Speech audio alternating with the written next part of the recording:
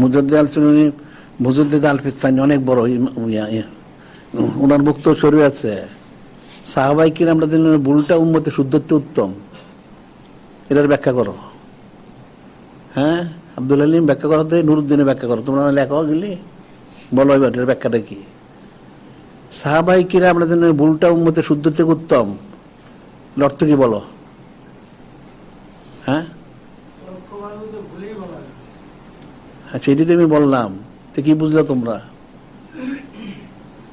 সাহাবায়ে কিরামের কোনো ভুলই নাই, ওনাদের কোনো ভুল নাই, উম্মতের বুঝতে ভুল করতে গেলে এটা কও, ওনাদের কোনো ভুল হয় নাই।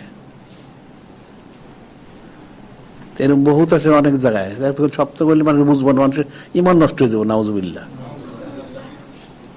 এই জন্য যে অনেক তাসাউফ কিতাবে যে লেখছেন আউলিয়া কেরামরা, অনেক মারিফতের কথা বললে মানুষের ইমান নষ্ট হবে, কাছের লোক অস্বীকার করবে, দূরের লোক, কাছের লোক দূরে সরবে, দূরের লোক অস্বীকার করবে, ইত্যাদি দুই রকমই আছে।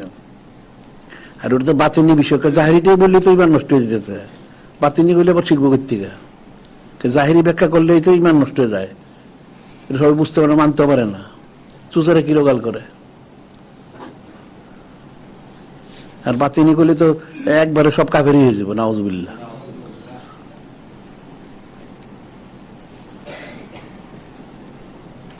তো কঠিন সূক্ষ্ম বিষয়গুলি।